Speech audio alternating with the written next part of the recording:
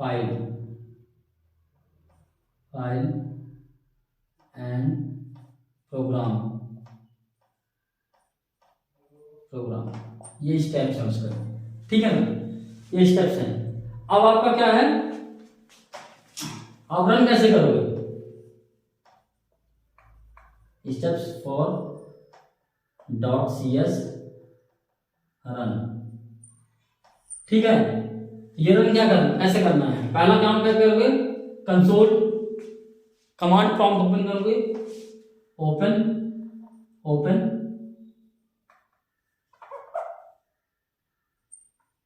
Command prompt. दूसरा number क्या करोगे, जिस फोल्डर के लोकेशन में आपने सेव किया है इस फाइल को, वो उस फोल्डर के पास तक जाओगे, saved folder, saved file, cs file, cs file, folder path,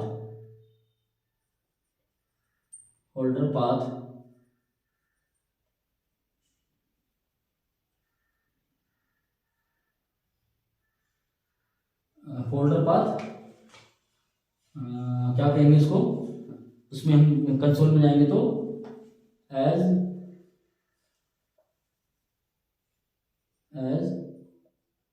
root of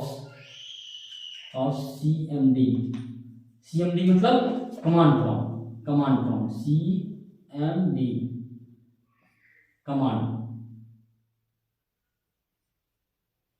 command, ठीक है, कमांड प्रॉम्प्ट हम उसको ओपन कर लेंगे। इसके बाद क्या करेंगे हम, अब जब हम इसको थर्ड नंबर जाएंगे तो हम उस जगह पे पूरा पहुंच गए, ये पूरा पाथ है और यहाँ पे ये इस तरीके से लिखा हुआ है, ऐसे करके ये पाथ पूरा लिखा हुआ है। यहाँ पे जाएंगे हम लिखेंगे एग्जाम्पल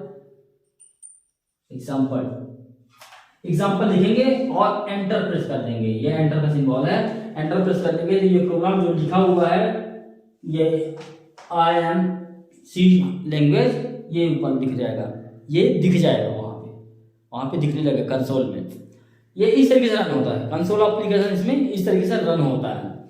ये थोड़ा सा क्रिटिकल है, क्रिटिकल क्यों है, क्योंकि इसमें स्टेप बनाना पड़ता है। देखो क्या क्या काम करना पड़ता है, ओपन करो नोटपैड, फिर इसमें राइट करो, फिर सेव करो, फिर .cs के नाम से सेव करो, जैसे सी लैंग्वेज में करते थे .c से, C++ से, तो C# में .cs से सेव करना पड़ेगा। फिर इसको सेव करके फिर जाओ तो यहाँ रन करो, अलग से जाकर के कमांड प्रॉम्प्ट ओपन करो, ये बहुत ज्यादा काम बन जाता है। इसी चीज को ओवरकम करने के लिए हमने क्या किया, .NET का फ्रेमवर्क पूरा इंस्टॉलेशन होता है विजुअल स्टूडियो में, तो विजुअल स्टूडियो हमने इंस्टॉल किया, ठीक है ना। तो उसको उसमें इंस्टॉल करते हैं, इंस्टॉल करने के बाद हम सिंपल जाके फाइल ओपन करते हैं, पूरा एक आईडी है वो विजुअल बेसिक जो विजुअल स्टूडियो जो है, तो एक आईडी है जिसमें हम प्रोग्राम लिखते हैं, तो पूरा एक सेटअप दे देता है। आप रन करोगे तो आपको दिखने लगेगा। तो मैं आपको दिखाऊंगा बाद में, उसको प्रैक्टिकल करके दिखाऊंगा इन चीज़ों को। तो अभी आप जो है तो ये आपने रन किया, अभी रन होने के बाद रन होता है तो कैसे चलता है आपको मैं ये दिखाता हूँ कि रन होता है तब कैसे चल रहा होता है। हमने सोर्स कोड लिख लिया, ठीक है। अब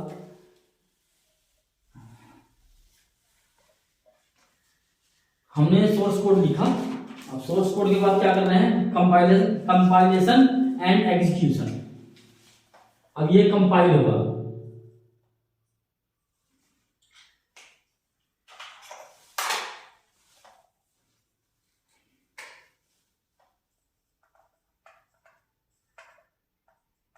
कंपाइलेशन एंड एग्जीक्यूशन,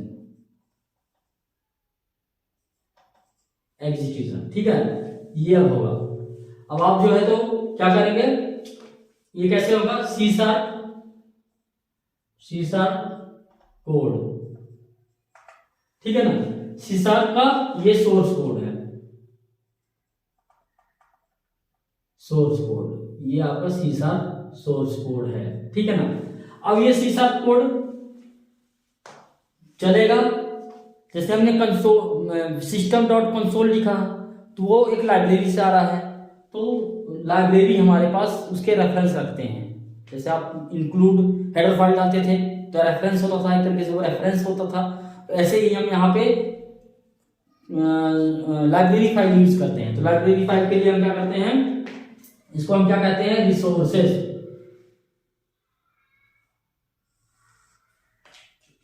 इसको थोड़ा सा अच्छा बनाते हैं जिससे आप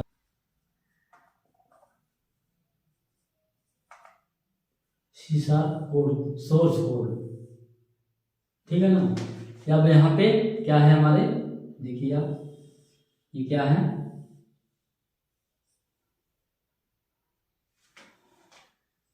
इसको कहते हैं रिसोर्सेज।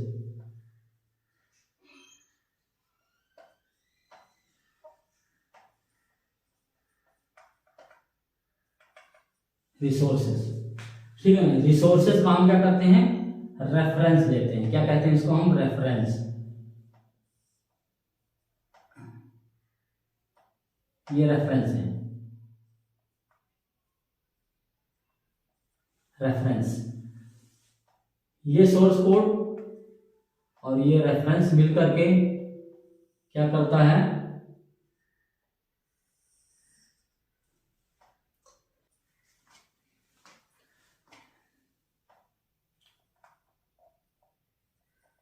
मैनेज्ड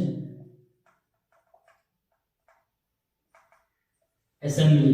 इसका मतलब असेंबली बनाता है ये, managed assembly, EXE dot EXE या डॉट DLL। EXE मतलब एग्जीक्यूटेबल फाइल और DLL मतलब रेफरेंसिंग फाइल, ठीक है ना। तो ये दोनों फाइल बनाते हैं मैनेज असेंबली। हमने मैनेज कोड पढ़ा था, उसका असेंबली बनाता है मैनेज असेंबली, ठीक है ना। इसको आप ये भी कह सकते हैं कि CIL कोड है ये कोड, ठीक है ना। ये आपके पास, इसको आप CIL मेटा डेटा कह सकते हैं, CIL कोड कह सकते हैं, CIL, हाँ CIL कोड कह सकते हैं, मेटा डेटा कह सकते हैं, CIL डेटा कह सकते हैं। ये चीज हो गई। ये क्या है, सोर्स कोड लिखते हैं, इधर से रेफरेंस आ रहा है, ठीक है ना। अब रेफरेंस से बन करके ये अब जो है तो क्या होगा, अब क्या होगा, अब आगे काम शुरू होगा डॉट नेट फ्रेमवर्क का। इसमें क्या होगा,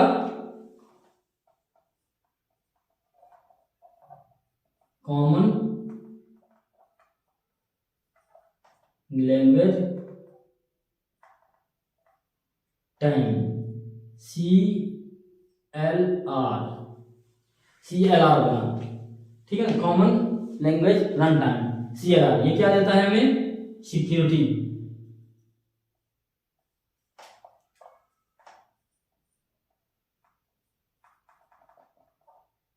सिक्योरिटी देती है हमें ये। हमें क्या और क्या देता है, garbage collector, memory management, memory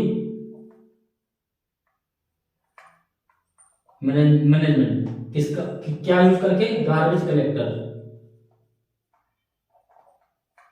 garbage collector, इसको कहते हैं GC कहते हैं, GC गार्बेज कलेक्टर का यूज करके ये करता है। और क्या करता है ये, JIT compiler, JIT just in time, just in time compiler, compiler इसको आप कहते हैं just in time, just in time, just in time, ठीक है ना। उसी समय पर, जस्ट इन टाइम मतलब उसी समय पर का कंपाइलर।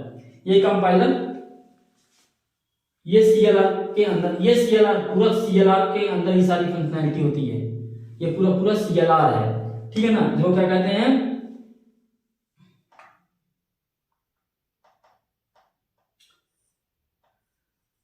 और ये ये क्या काम करता है, आप ऐसे नहीं इसको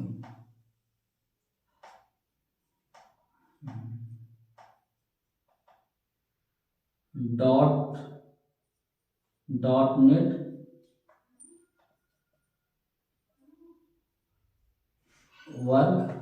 फ्रेमवर्क क्लास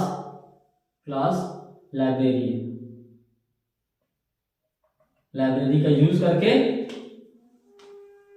ये क्या करता है, ये जब काम कर रहा होता है उस समय पर ये डॉट नेट फ्रेमवर्क का क्लास लाइब्रेरी यूज करता है यूजर्स, ठीक है ना। अब ये यूज करके डॉट नेट CLR में जाता है, काम करता है सारी चीजें, उसके बाद क्या करता है, ये भेजता है ऑपरेटिंग सिस्टम को। क्या करता है, ये भेजता है किसको,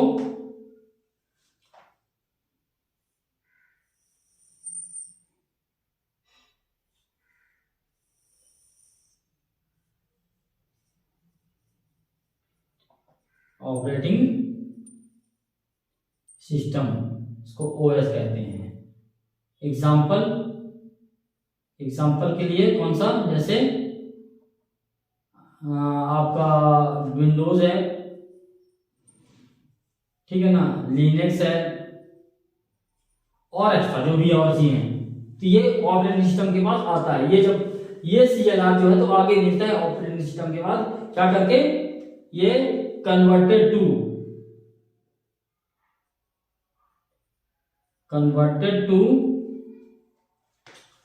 नेटिव लैंग्वेज,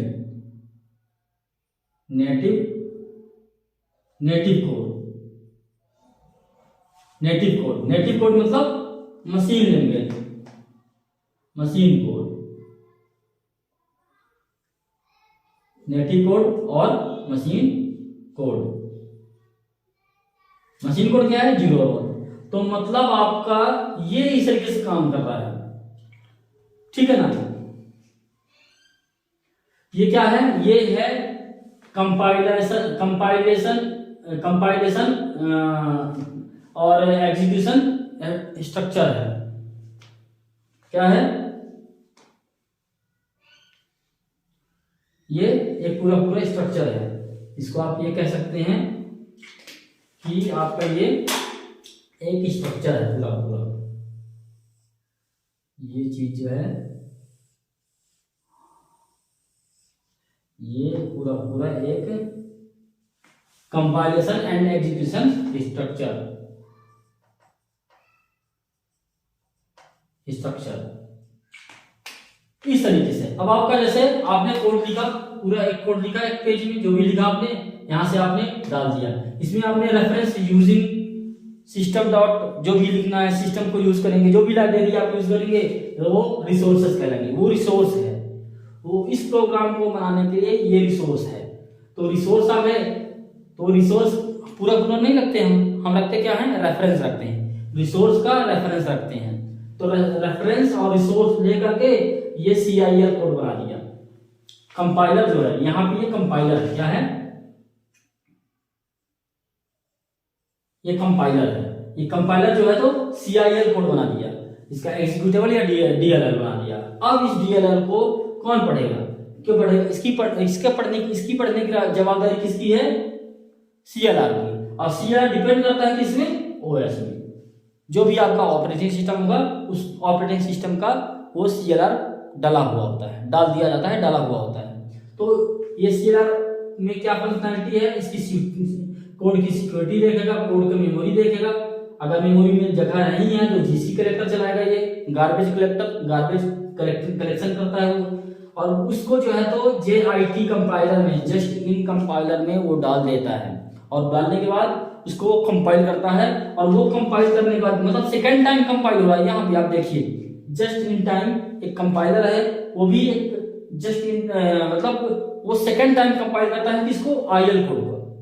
मतलब फर्स्ट टाइम कंपाइल हुआ, DLL बना या exe बना, CIL कोड बन गया, और उसके बाद CIL कोड फिर से अगेन कंपाइल के थ्रू, JIT कंपाइलर के थ्रू कंपाइल हुआ, और वो नेटिव कोड बना दिया, नेटिव लैंग्वेज या मशीन लैंग्वेज। और वो रन हुआ मशीन के साथ, वो मशीन ने अंडरस्टैंडिंग की उसकी और उसके अकॉर्डिंग वो आउटपुट दे दिया। जब आउटपुट दिया तो वहां पे प्रिंट में दिखने लगा आपका मैसेज, हाय आई एम